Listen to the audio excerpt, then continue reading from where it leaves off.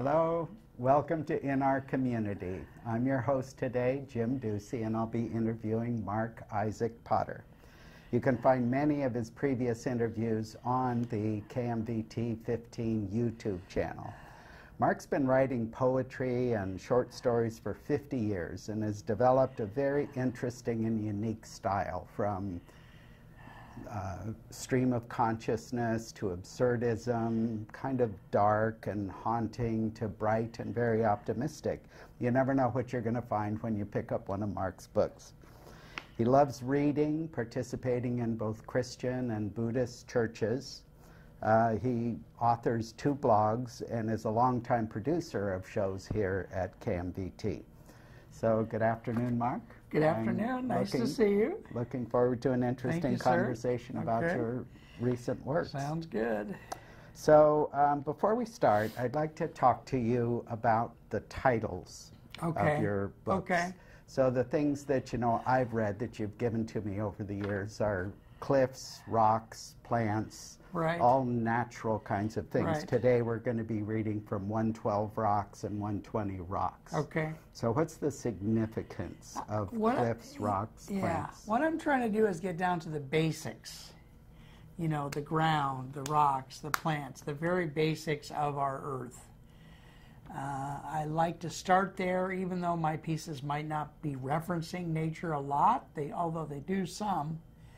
I like to really just, in my mind, I'm kind of sitting down on the ground with a little bit of dirt in my hands, kind of going like this. That's how I feel. Seeing what you find. Seeing what I find. I'd like to see the real basics. I have one piece that I read a while back in which me and 2 baby walruses are on some gravel. Yeah, I remember that. I like that kind of stuff. Very basic.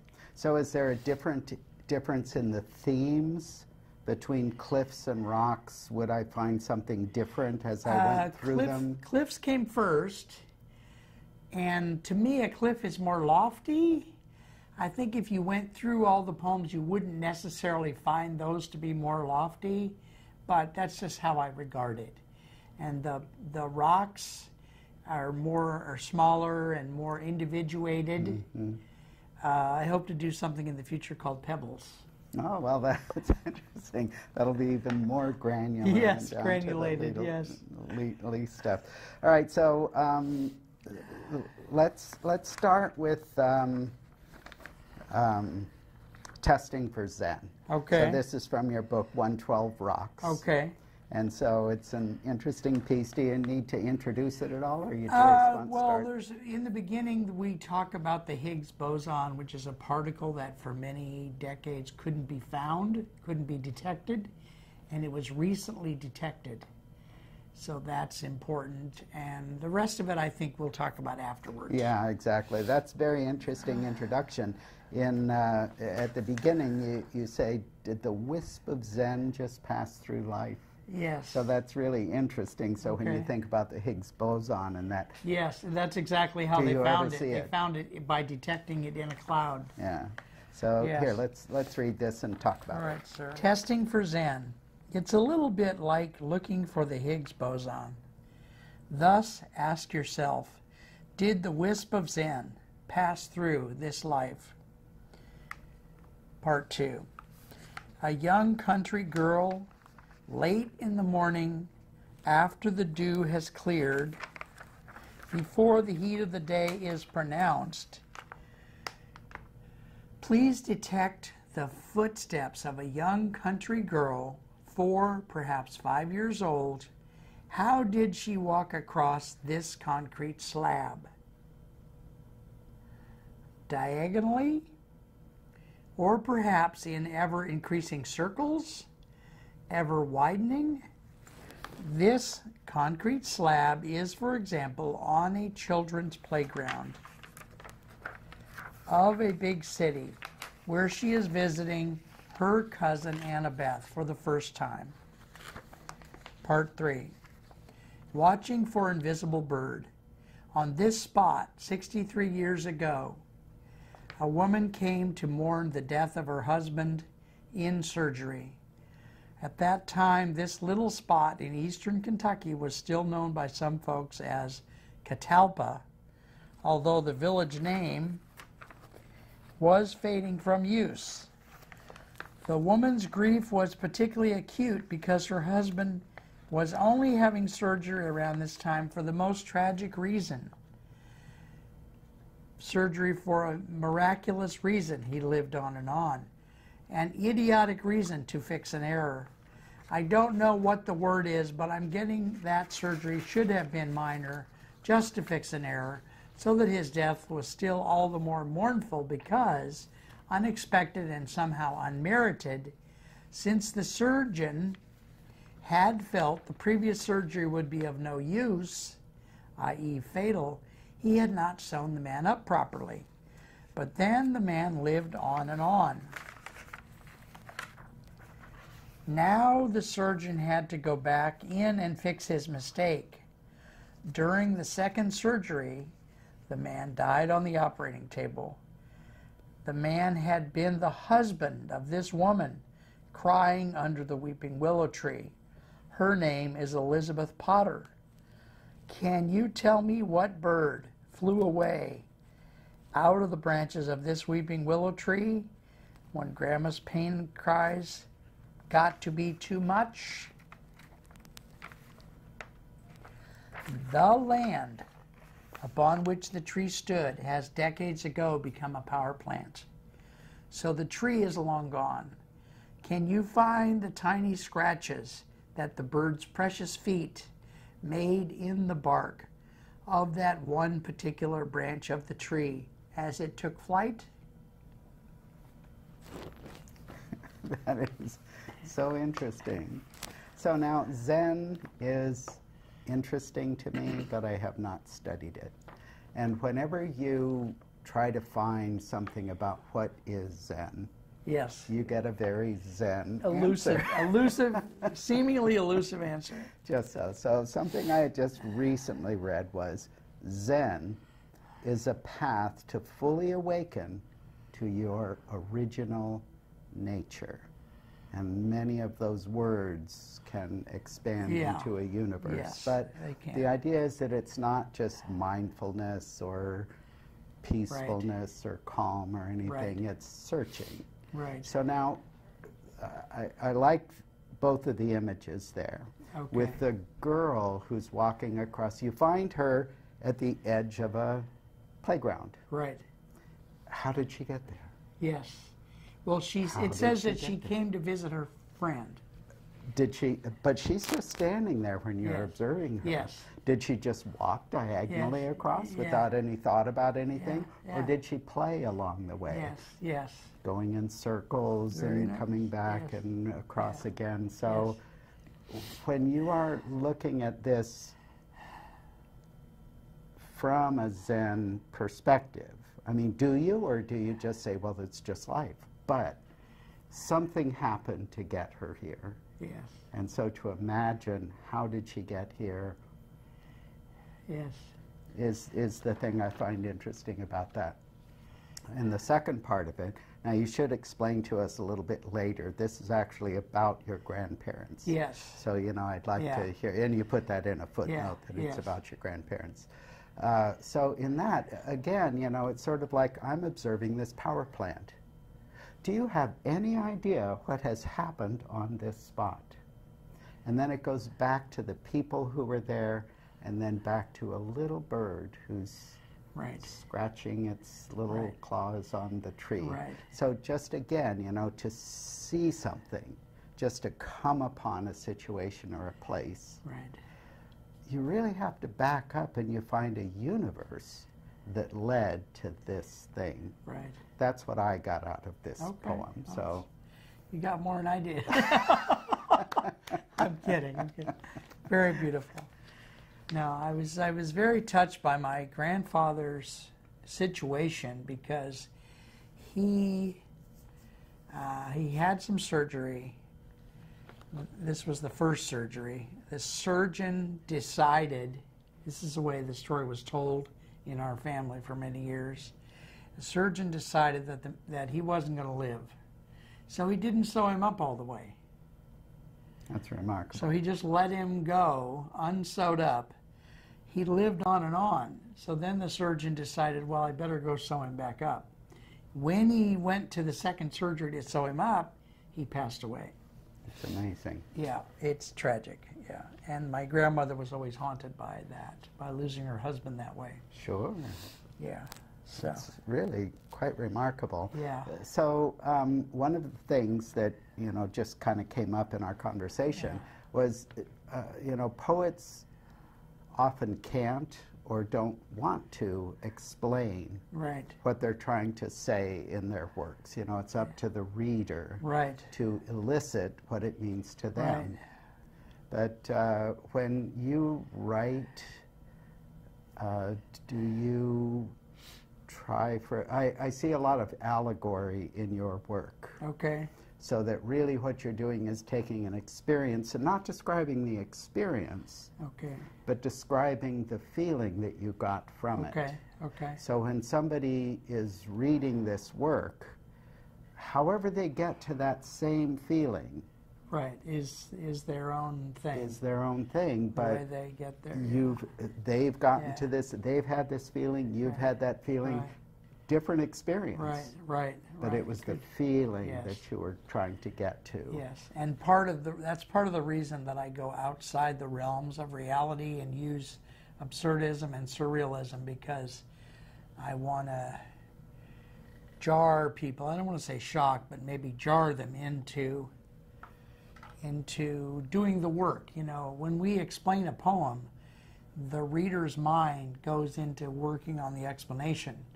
When we're reading the poem, hopefully the real action of the poem becomes experiential for the reader or the viewer. Right. Hopefully, yeah. Wow, that is very interesting. I often wonder how things get to where they are. Yes, so do I. You do. So let's read the second poem. And this again, all three of these poems are very, very different. I've kind of chosen them from these two collections that you've done. Just to see different things. So this one is called A Particular Kind of Church. Okay, and what I want to say about this one is I get dinged a lot for doing so much absurdism and so much surrealism. This poem does not have a lot of that in it. It's more realistic. It's more realism than most. And I like this piece. It's just like a little vignette of life. 4 people had dispersed themselves in an odd way throughout the regular congregation. It's called A Particular Kind of Church. That's the title. 4 people had dispersed themselves in an odd way throughout the regular congregation. If it had not been for their unusual mismatching clothing, they may have been set just as regular visitors. Otherwise, beyond being visitors, it might be that no one would have noticed. The 4 intruders wore many layers, such that their chests and torsos seemed to stand out markedly from their bodies. Furthermore, each of the 4 had a distasteful odor that burned someone's eyes, much like a homeless person. The church had no security guard, but there were certain people in the congregation to whom the pastor could send a note, a whisper, or a glance. Soon the police were on their way. Pastor cautiously made his way through the sermon.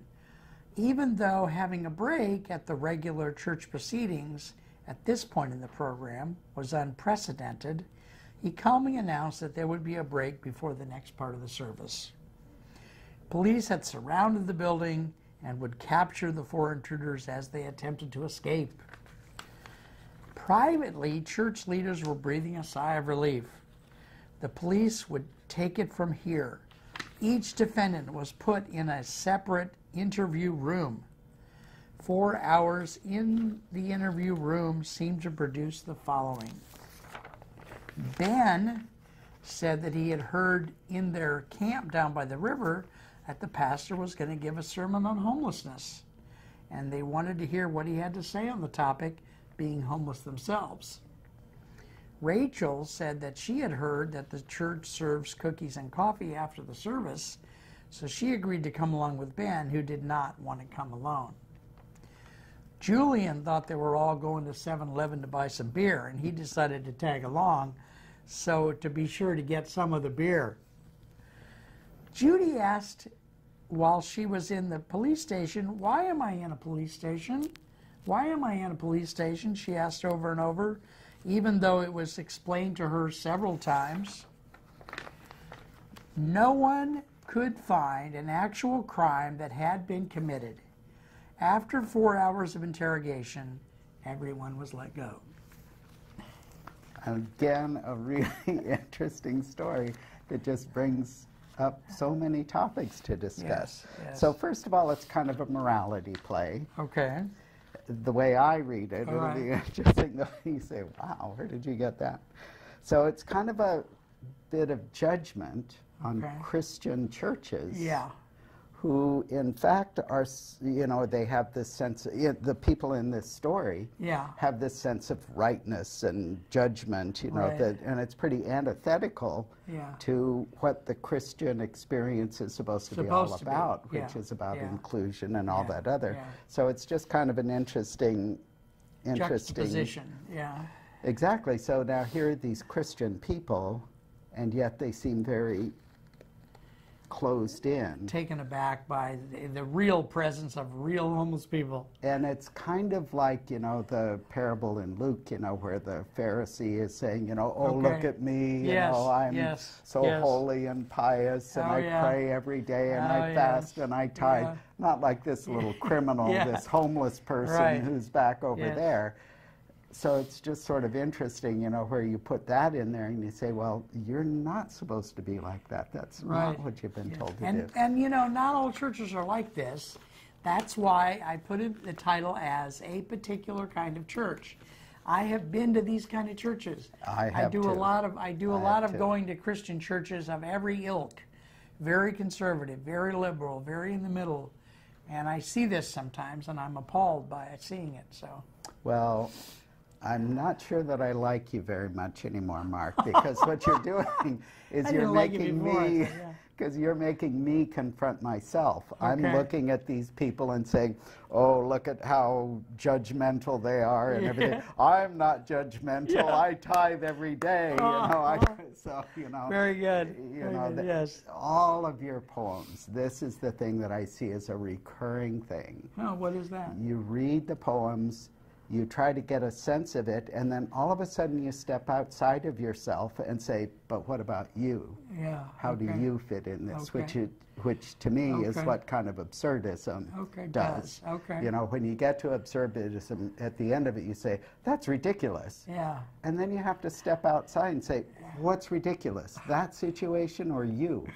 I see. Okay. So that's really interesting. And with All that, right. let's take a look at the third reading. Okay.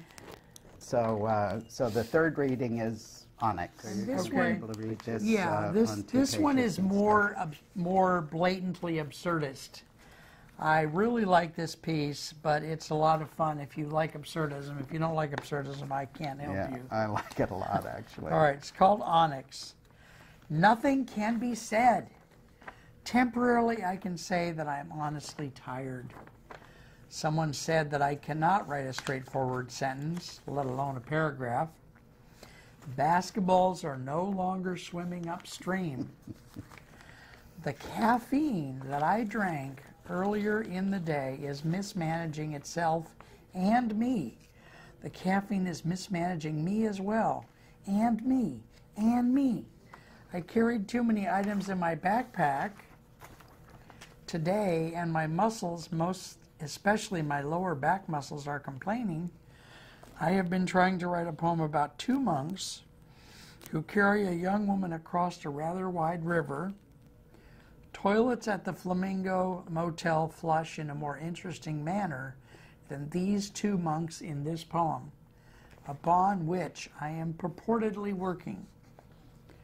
The dictionary definition of the word repetition. Lately, I do seem to be putting repetition into my work. For example, Emily Dickinson is appearing a lot, although I am portraying her in a way that may leave her mistakenly misrepresented. When basketballs attempt to swim upstream, the inexperienced ones twirl around in the water instead of making any forward progress. Many die in a way that could have been prevented. Please consider going to our website of our foundation, whose mission is to train these young basketballs to swim upstream successfully. Just go to www.whenbasketballs-swim-upstream-successfully, the world is a better place. Not just for men's underwear, but for everyone.com. I am tired. As I reach for my yogurt, I hear my fork and knife gossiping incessantly about the gray rings around my eyes. The knife, fork, and yogurt decide to tease me about my tired eyes, just the way I've been teasing them. I have played so many pranks on them in the past. One of them begins to jest by speaking these words. The gray rings around your eyes should in fact be black. The lack of black indicates a low level of onyx in your diet. I believe him or her completely, and I reach for the onyx ring, which I bought after my first successful real estate transaction. I was learning to swim upstream myself at that time. As I am reaching for the ring, I ask myself, what foods are rich in onyx? I cannot come up with a good answer. Then the fork falls all over himself or herself, prongs deep in a pile high of yogurt. The yogurt has been served on a set of 3 paper plates so that the wetness of the yogurt or its fruit blackberries will not soak through. The fork is trying to say something more, but he is surrounded, smothered by the yogurt and the fruit. I take my first bite. At least for a moment, no one knows what he wants to tell us. I absolutely love this. So the whole idea, when you just imagine things in your day-to-day life. Okay. A basketball, swimming upstream. Right. Swimming at all. Right. And yet, when you have this website, this foundation, right, which has dedicated itself to this thing, makes it sound as though it's reasonable, it's rational. Okay. So, to imagine a basketball swimming upstream, I mean, that's quite a clever little illusion that you ended up putting out there. And again, you know, it kind of gets this whole cycle of what's absurd, what's wrong with that? Yeah. It's a basketball, yeah. It can float, why can't it swim? Right. So which is absurd, you or the basketball? Yes. So I just really enjoy it. And I really like, you know, the person who is sitting here who's listening to this gossip between, you know, the silverware. Right. All I want to do is eat, and you hear this thing, you know, that's just kind of running through your mind. It's an interesting illusion. A lot of my pieces have anthropomorphism in them. A lot of like inanimate objects have take on human qualities. Mm-hmm. That's pretty common. So yeah. It is. Those 3 seemed, you know, like they had touched totally different things. Okay. You know, kind of the perception of Zen. Although we'll have to have another conversation about that, you know, on another show. I would love to explore that a little bit more and how you approach that or try to describe that. Okay. And then the particular church, you know, which is really more realistic. Yeah. And then the absurdism one, which just sort of makes you laugh and it takes you back and makes you think. You know, all of your stuff is very thoughtful, so I enjoy reading that. Thank you. So now tell me what you're working on now. What am I working on now? I'm doing more nonfiction. I'm doing blogs the most.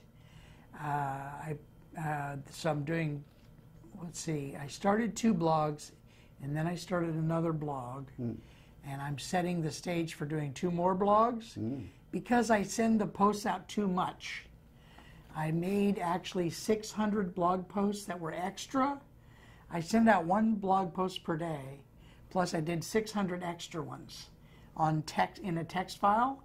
So from 2,401 to 2,900 or 3,000, I've done extra ones.